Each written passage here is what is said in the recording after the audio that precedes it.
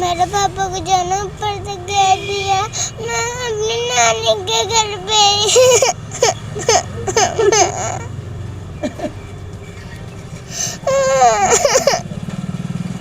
तो बेटा पापा को मारा था उन्होंने, पुलिस वालों ने? मेरे पापा को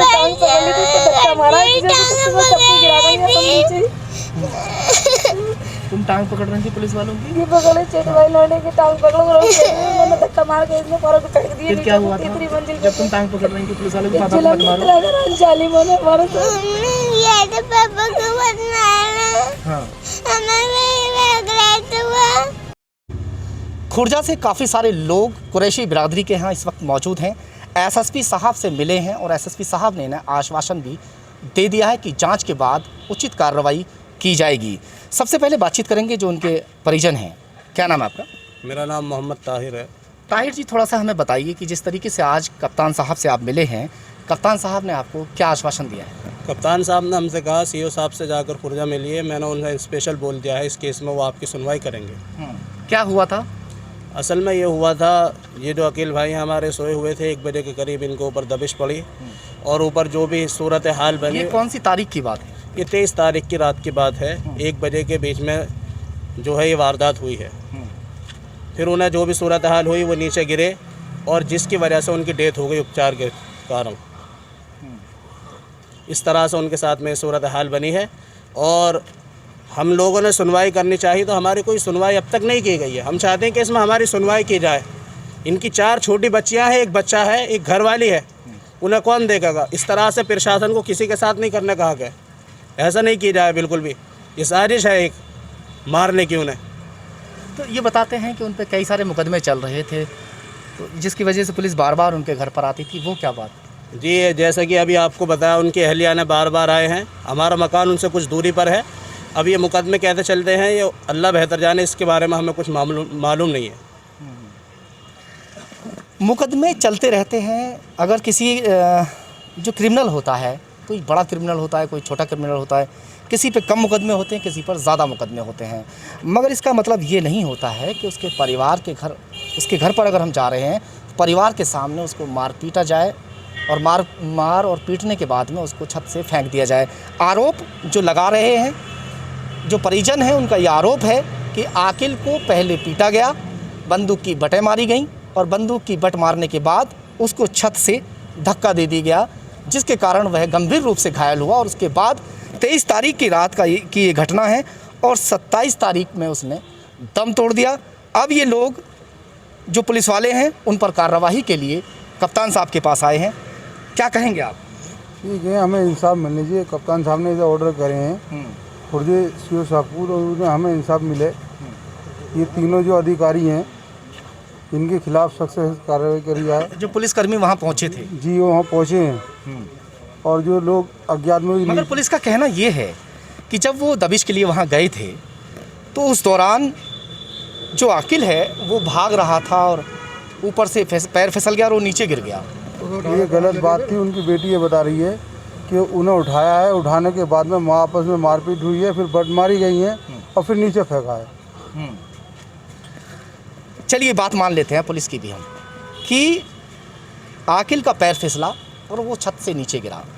पुलिस को चाहिए था कि उसी दौरान एम्बुलेंस को बुलाया जाता और उसको अस्पताल में भर्ती कराया जाता, मगर वहाँ से शायद हो सकता है कि पुलिस वाले भी डर गए कि भाई हमारा नाम ना लगा दिया जाए, इसलिए वहाँ से भाग खड़े हुए। मगर बात फिर भी वहीं के वहीं आ चुकी है। अब इस वक्त वो तीनों पुलिस वालों के ऊपर आरोप लगाया जा रहा है कि उन लोगों ने आकिल को छत से नीचे फेंका था। क्या कहेंगे आप? सर, जब अकील गिर गया था, उनको मानना है कि अकील गिर गया था हमारे दबिश के दौरान, तो उसको उनका हक बनता था कि उसको ले जाकर हॉस्पिटल उसका इलाज कराया जाए, ना कि उसे मरा हुआ छोड़ के भाग दिया जाए। अब वो उसे छोड़ के इस हालत में, इस कंडीशन में छोड़ के चले गए, तो उसे उन्होंने मुड़कर नहीं देखा कि इसके बच्चे हैं छोटे छोटे, कोई बात नहीं, मुलजिम था वो किसी तरीके से, तो उसे उठा कर नहीं बंद कर दिया जाता, कार्रवाई करी जाती उसके ऊपर, जेल भेज दिया था। उसका हाथ पैर टांग में गोली मार दिया था, जैसे मुठभेड़ दिखाते हैं ये लोग।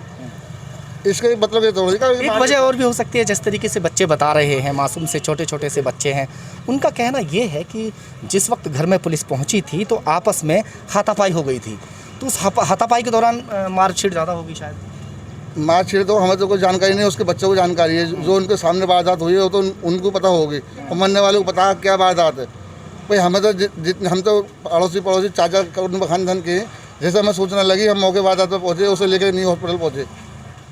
उससे आगे के को हमें उससे पहले की वो जानकारी क्या काम करते थे वो दुकान खोलते थे अपने मीट की।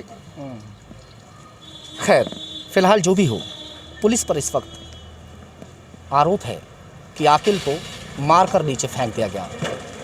फिलहाल एसएसपी बुलंदशहर संतोष कुमार सिंह ने जांच का आदेश दे दिया है और निष्पक्ष जांच भी होगी, और अगर पुलिस वाले दोषी पाए जाते हैं तो उन पर कार्रवाई होनी भी लाजमी है। आकिल अपने पीछे 4 छोटे छोटे से मासूम से बच्चे छोड़ गया है।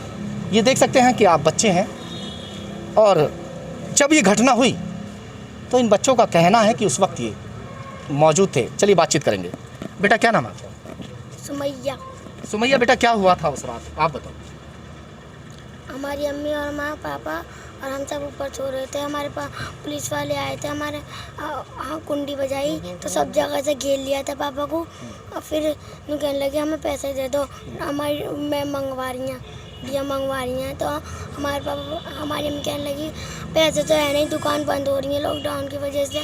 तो कहने लगे हम इसे नीचे फेंक देंगे। हमने मना करा हमारे पापा को नीचे मत फेंकना, तो फिर बंदूक की बट मार के नीचे फेंक दिया पापा को। बेटा तुम बताओ, तुम भी थे? जी, मेरे पापा को नहीं है पहले मारा, फिर नीचे फेंक दिया, फिर नहीं है डंडे मारे थे ना गोटों पे। फिर पापा सो रहे, फिर पापा हम सब सो रहे थे छत पे ही, ये और मैं उठी हुई थे। पापा सो रहे थे, हम ये बेटा कितने बजे की बात होगी रात को? रात 1 बजे की बात।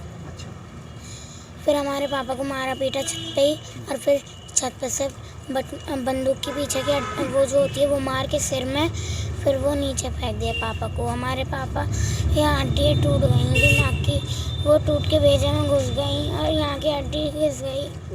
हमारे पापा के घोटों में डंडे मार के जब देख के गए, फिर मुँह करके देख के गए, फिर गाली बक के कहने लगे चलेगा, इतने साल मर गया। ऐसा भी बोला? आप बेटा आप बताओ क्या हुआ था? मैं पापा को जाना ऊपर से फेंक दिया, और पुलिस वाले ऊपर पहुंच गए, चारों तरफ से घेर लिया पापा को, बेरिया का गेट भी तोड़ दिया, ऊपर का वहाँ का यहाँ पे पहुँचे था। बेटा जब पुलिस वाले घर में जब घुसे थे तो उस वक्त छतों के जरिए से आए थे या दरवाजे से आए थे? नहीं, एक गली है ना हमारे घर के पीछे, उसमें गेट लग रहा है इतना ऊंचा, वो खुल रहा है, उसके नीचे से एक जने गया कुंडी खोल के। जब सारे जने आए फिर कुंडी लगा ली, जब गए थे छतों पे हमारे पापा को चारों तरफ से ये। तुमने बेटा एक बार ये भी बोला था कि कुंडी खटखटाई उन्होंने, हमने कुंडी खोली थी? जी, कुंडी तो हमारी अम्मी ने खोली थी। आधे आए थे हमारे दरवाजे पे से और आधे आए थे पीछे गली पे से। गली में से जो आए थे वो छतों पे लेट गए थे, फिर फ़ोन कर कर कहा हम लेट गए हैं, तुम कुंडी बजा दो। जब आए थे गली में से जो आए थे वो भी हमारे दरवाजे पे से गए थे, सब हमारे दरवाजे पे से गए थे। पापा अच्छे थे बुरे इंसान थे? हमारे पापा बहुत अच्छे थे, हमारे पापा ने किसी की बुराई नहीं करी, सबसे हंसी खुशी रहते थे, और हमारे पापा ने किसी का भी दिल नहीं दुखाया। हमारे पापा बहुत अच्छे थे, बहुत अच्छे थे। क्या चाहते हो बेटा आप, अब आप सरकार से क्या चाहते हो? हमें इंसाफ चाहिए। क्या चाहते हो बेटा आप? इंसाफ चाहते हैं।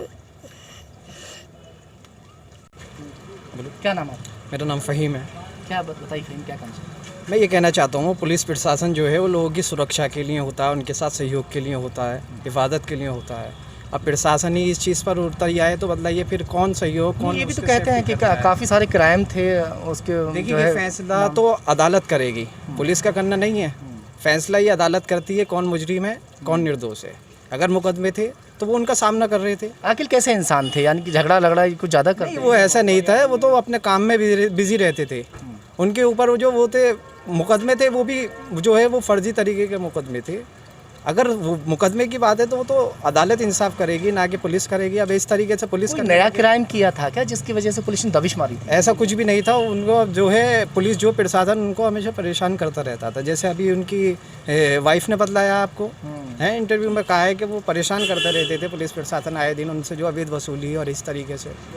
अब देखिए हमारा तो ये मानना है कि भाई प्रशासन जो है, ये हम एसएसपी साहब के पास आए हैं और भी हम अब इस लड़ाई को आगे जारी रखेंगे, हम यहाँ थकेंगे नहीं। हमारा ये मानना है कि हमें इंसाफ मिलना चाहिए पूर्ण, जिसमें जो है कोई भी अगर वो सम्मिलित पाया जाता है, कोई मुजरिम है, उसे सज़ा मिलनी चाहिए।